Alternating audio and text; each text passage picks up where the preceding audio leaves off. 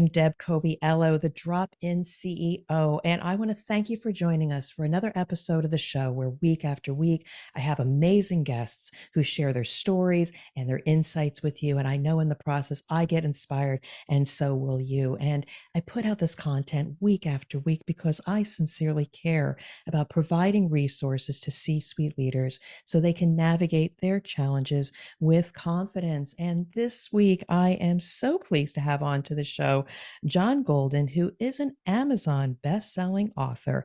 He is also a globally acknowledged sales and marketing thought leader, speaker, and strategist. And he's conducted over 1,500 video interviews of thought leaders for Sales Pop, an online sales magazine and YouTube channel. So a very, very popular. And he is also the CSMO at Pipeline or CRM. And we're going to go here in his spare time. John is an avid martial artist. And so I just want to say, John, thank you so much for dropping in on the show. Yeah, listen, thanks so much, Deb, for having me. I really appreciate it. And I am as well. And the interesting thing about this is, first of all, a shout out to Mitko Ivanov, who had introduced us. I had the great pleasure of being on John's podcast as well, but it was rapid fire, back and forth. Deb, what about this? Tell us about that. And I didn't know anything about John. So this is going to be an open book. I'm going to learn more about John. You will in the process, but also his amazing insights in the sales and marketing process, podcasting, authenticity. We're going to go in many different directions. But John, I'm going to pass the mic back over to you. Share a bit about yourself for the audience. Yeah, so I mean, you you covered a lot of in the bio, Deb. But for those who haven't come across me before, which is a lot of people, I'm originally from Ireland. I have had the pleasure of being resident in the US now for coming up on 27 years. So a long time. I started with I started my journey here with a company in Dublin called CBT Systems, which was a pioneer in computer-based training.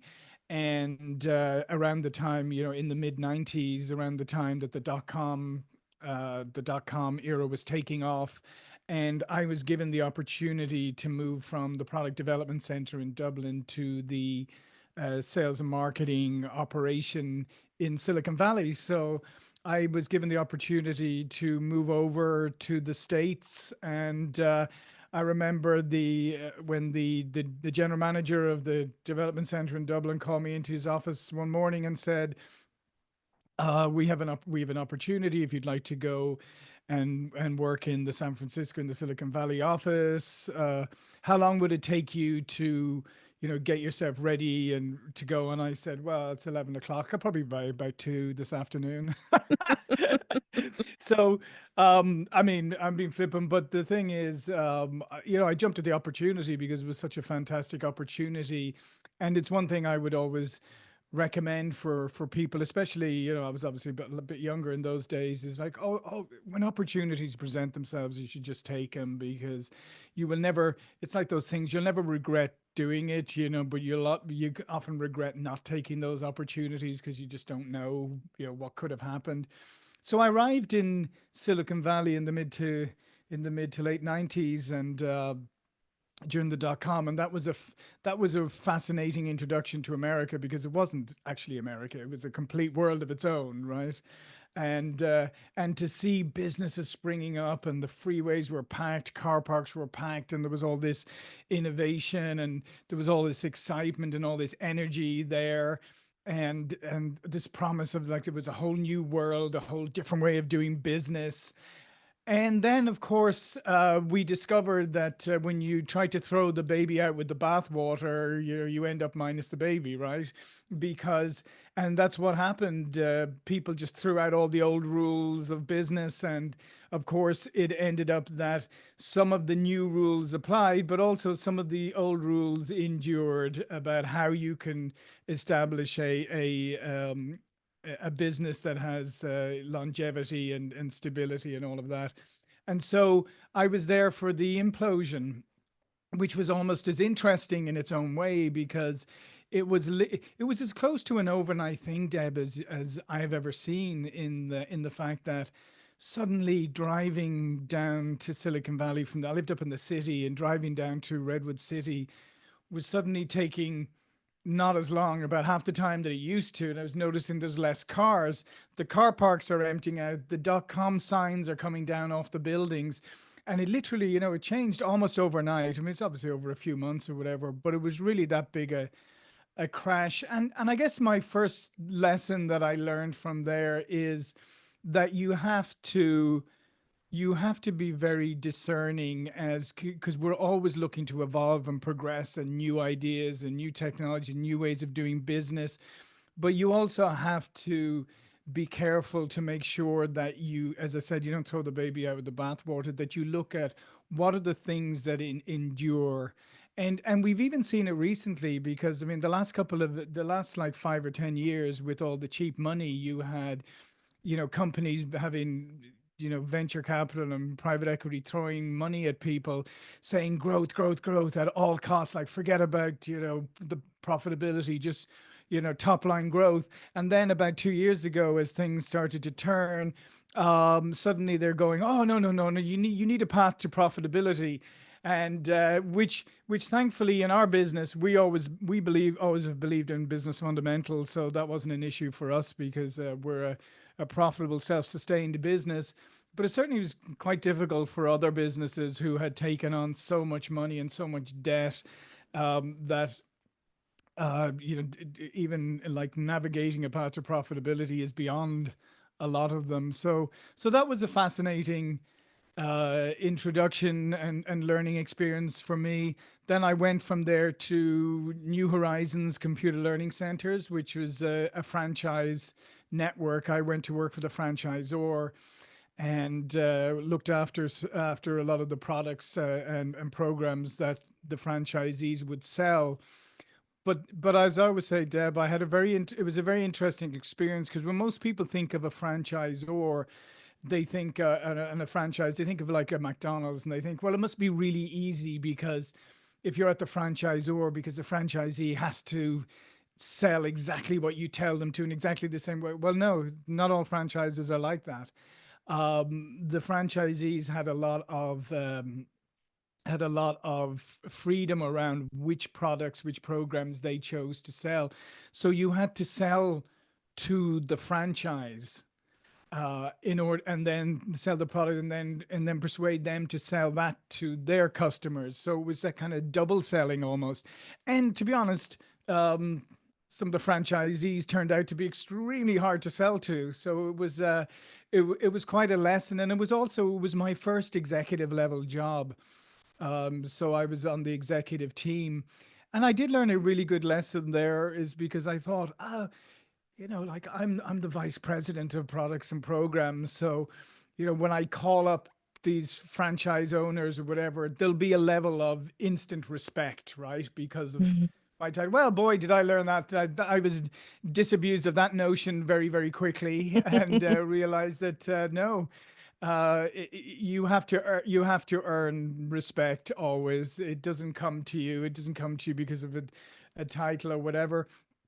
And the other thing that I did there, Deb, which is another thing I would encourage other people to do, is I hired a coach, because I said, I want to be the best I can be at this job. I want to be the best. Really want to set myself up and set my career up.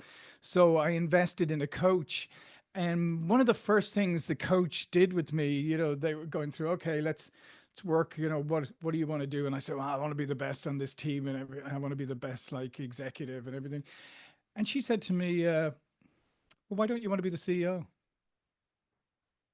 And I said, well, I said I would like, and she goes, next, forget being the best VP. She goes, your career goal is to be a CEO. Do you think you can be a CEO? And I said, yeah, I do. I said, I've worked under, a number of them.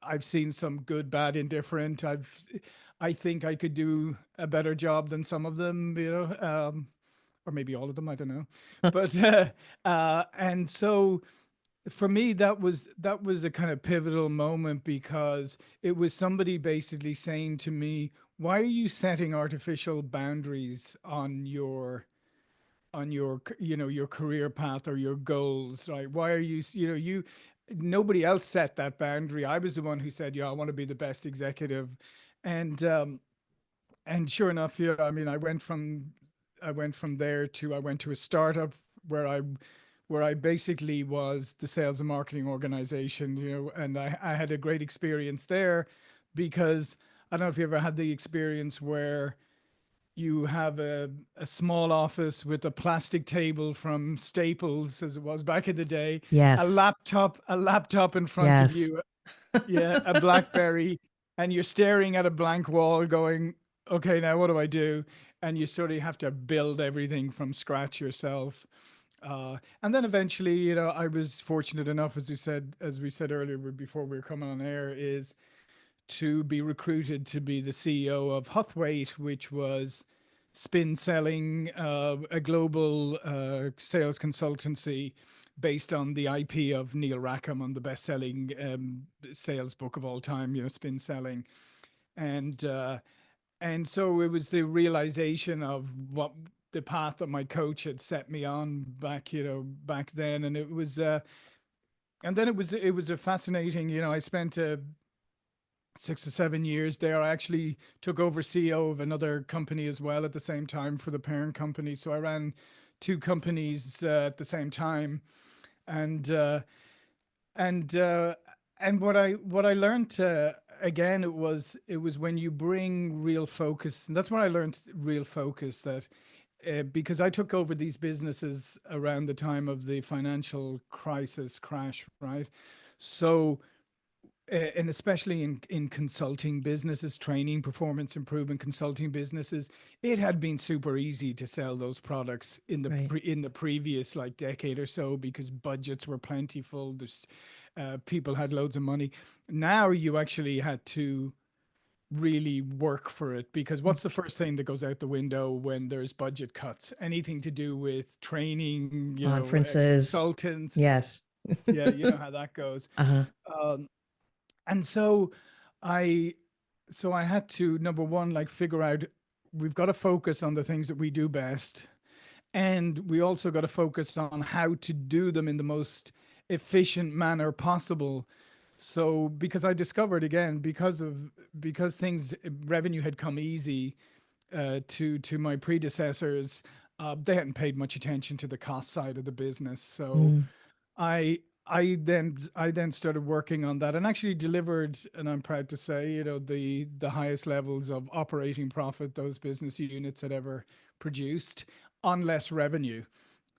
So because revenue had obviously, deteriorated because of the financial crisis, but I was able to deliver greater operating profits because I focused the business and I worked really hard on rationalizing the costs and then also balancing things out. And one of the things I did, Deb, which I'm very proud of, is we always have, so the salespeople have commission.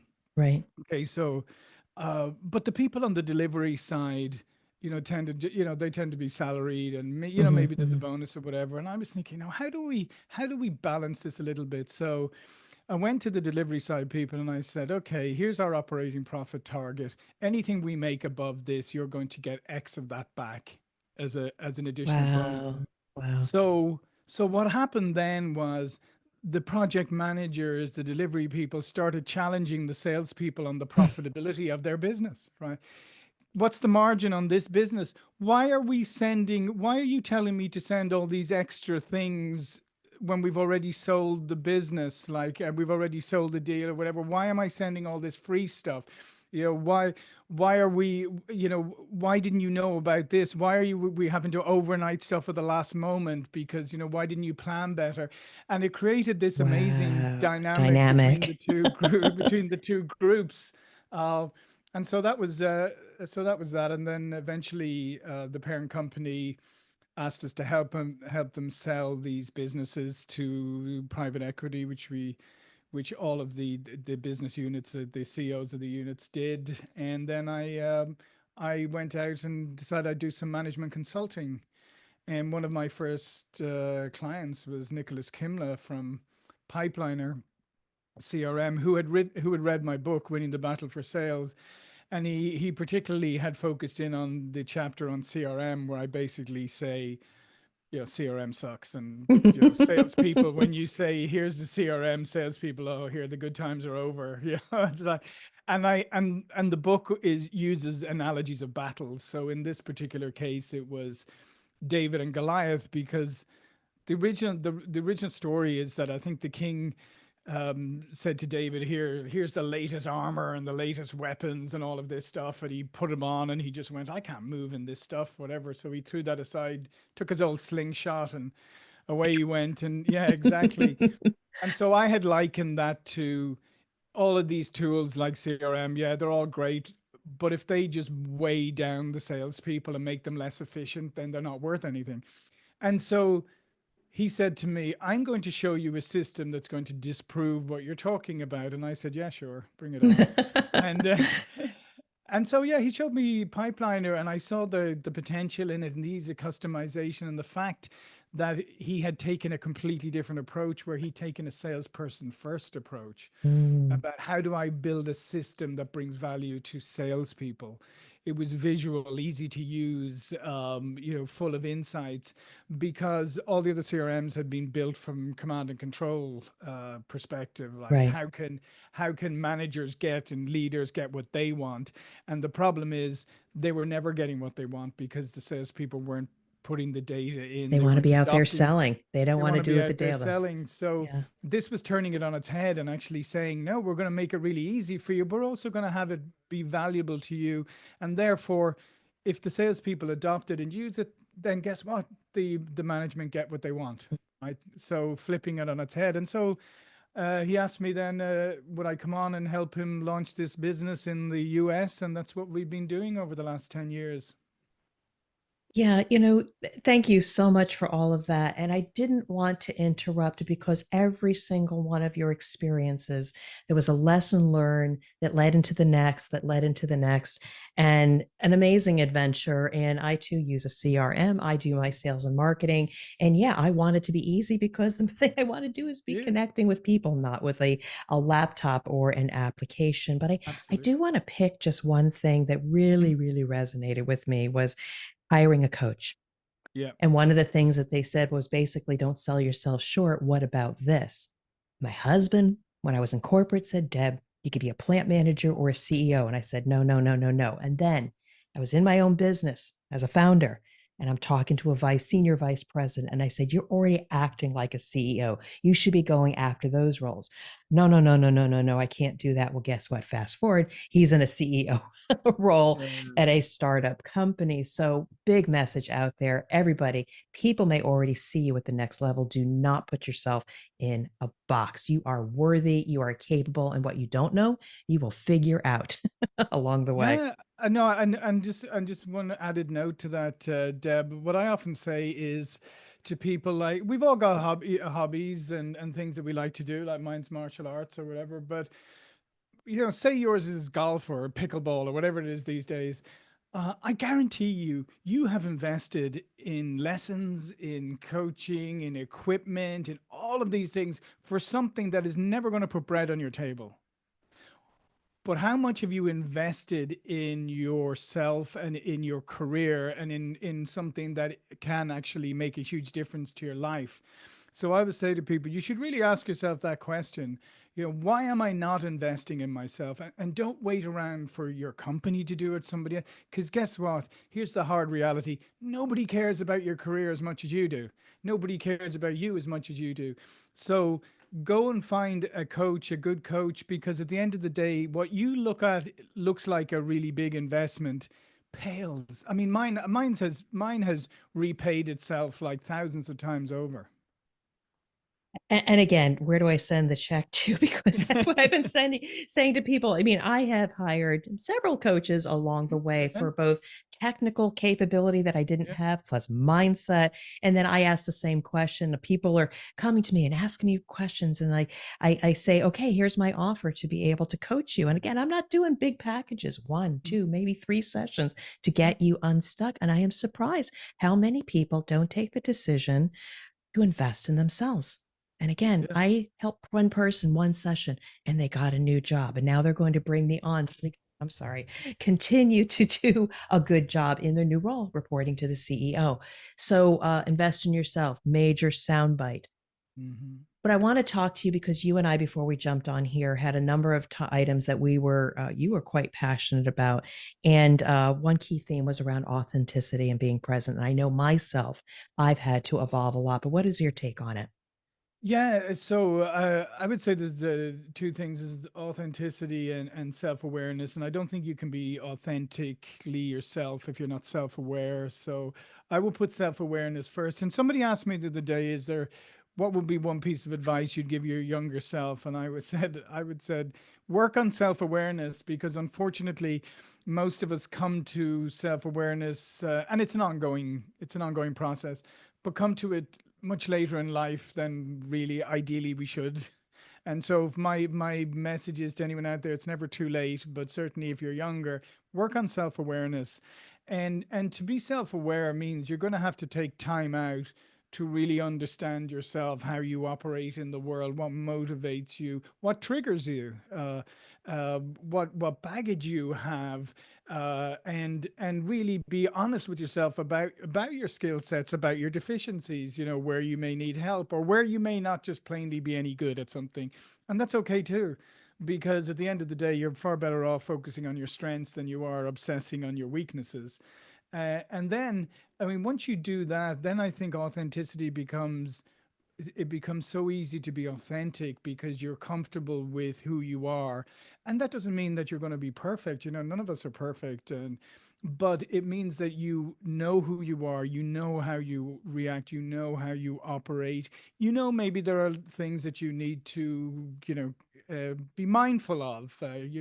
Parts of your personality you may need to control a little more. Maybe some parts that are appropriate in some areas and not in others. Um, but I feel like even before the pandemic, people were starting to really crave that, human connection, Mm-hmm. because I think a lot of technology had started to be used to keep us at arm's length from each other. And let's face it, a lot of organizations were using technology. I mean, God forbid that you would ever actually connect with a human being. So they had like those phone trees that were like those wheat, those corn mazes Mm-hmm. and stuff, where you could never get to where you wanted to get to. And then the pandemic came along, and I think that really accentuated that. So I think people crave a human connection, but they crave an authentic human connection, or to Yeah. connect with authentic people, real people. And I always quote my compatriot Oscar Wilde, who said, be yourself because everyone else is taken. So I think that's why you have to, you should embrace who you are. And if you're, if maybe there's a lot of things you need to work on before you present that authentic face to the world, that's okay too. But I think at the end of the day, people's antennas are up, so, and they really want to connect with authentic people, and authentic people are real people, and therefore you should avoid like adopting personas or acting in a way that you think is the right way to act in this situation. And don't be a chameleon, I love real people. I just love people who are authentically and unapologetically themselves, like I said, as long as it's not too, as long as Inappropriate. it's a yeah, yeah, as long as it's appropriate and as long as it's positive.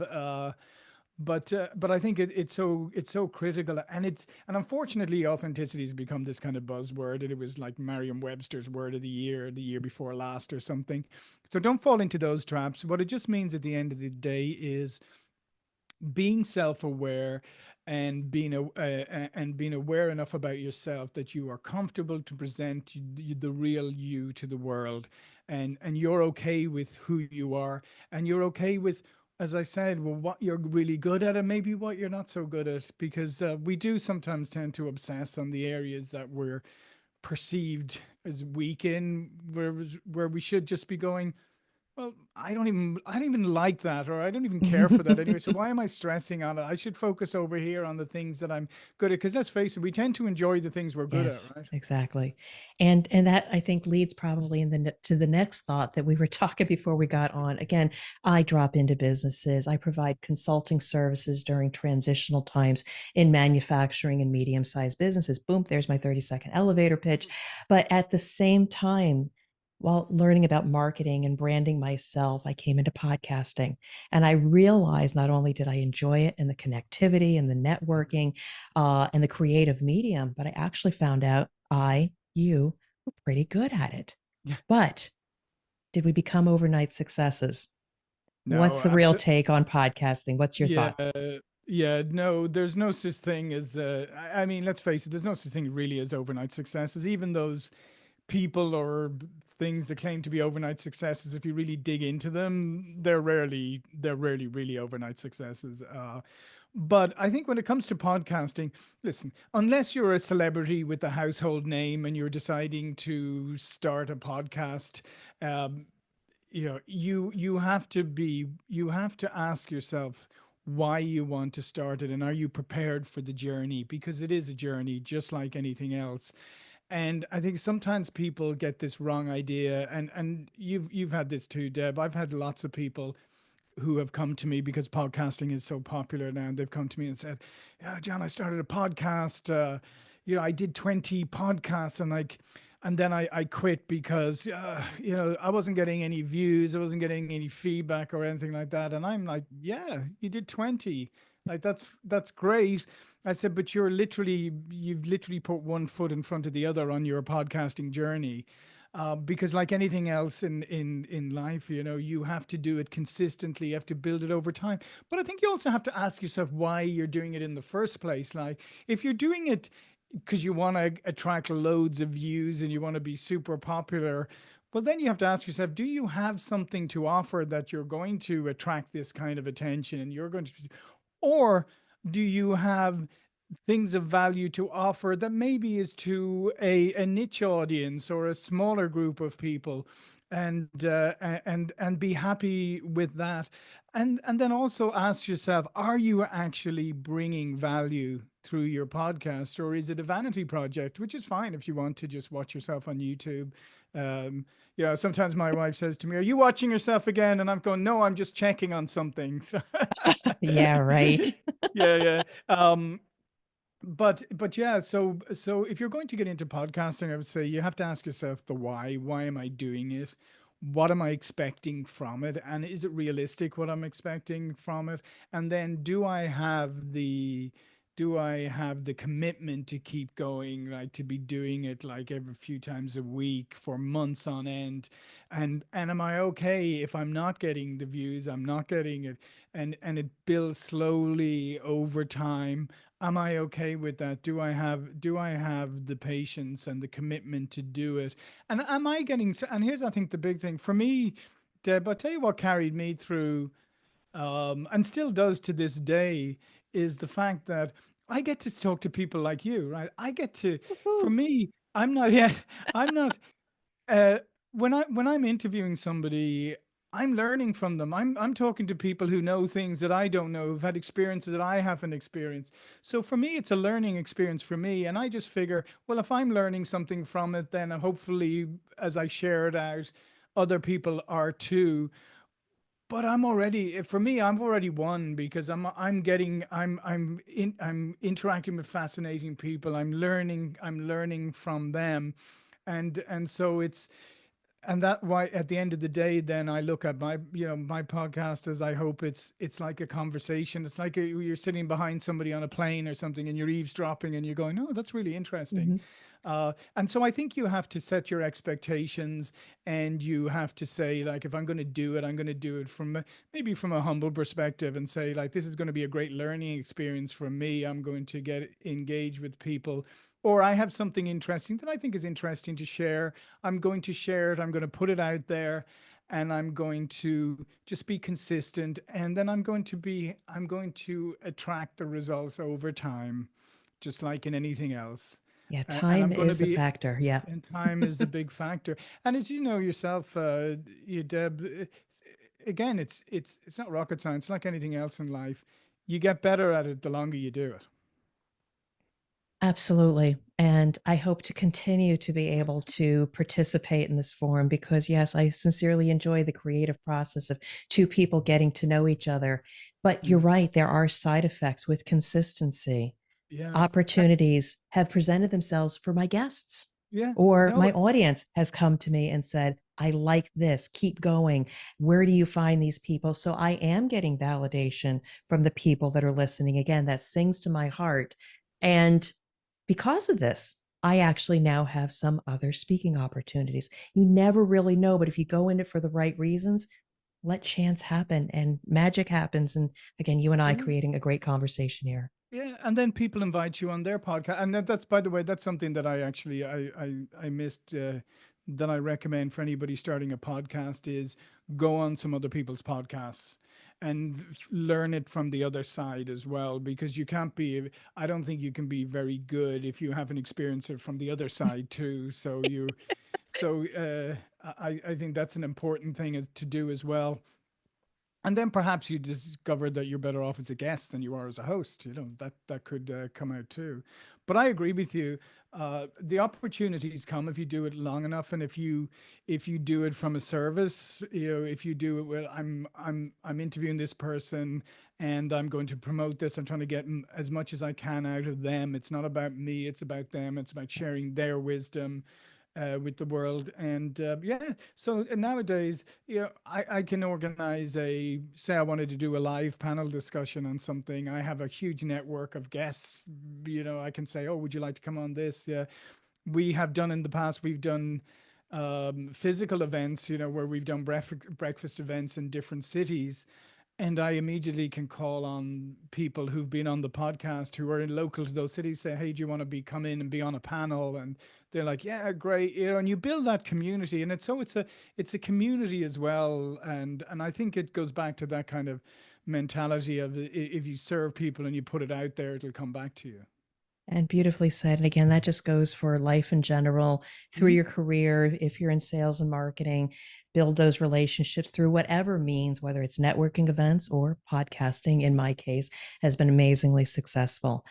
But with that, I know you and I could talk on and on. And by the way, you were rapid fire when I was on your show. You did keep me on my toes as a guest. So just wanted to put that out there. But for anybody who wants to learn more about podcasting, certainly reach out to John. I can tell you a few things about podcasting. If you're committed, it is a beautiful forum, and we know people that can help set you up. But Yeah. I want to bring this to a close now, but this is not the last time we're going to talk. I do want my audience to connect with you, learn more about what you do, the company you work with, maybe even your books. So, any last thoughts you want to share with our audience before we bring it to a close? Yeah, I mean, if you want to connect with me, LinkedIn is the best place. Our Sales Pop YouTube channel, or salespop.net, and pipelinersales.com for our CRM. I think we're entering a very interesting time with the advent of AI and how rapidly this is all evolving. So I will go back to what we talked about earlier in this thing. I would say, really spend a little time on self-awareness, really try to be your authentic self, and then take just grab opportunities when they come your way. All right. Amazing last words, but not the last time. Folks, please reach out to John Golden, listen to his work, get his book. John, you've been an amazing guest, and I just want to wish you well and continue success. Thank you, Deb. It was a pleasure.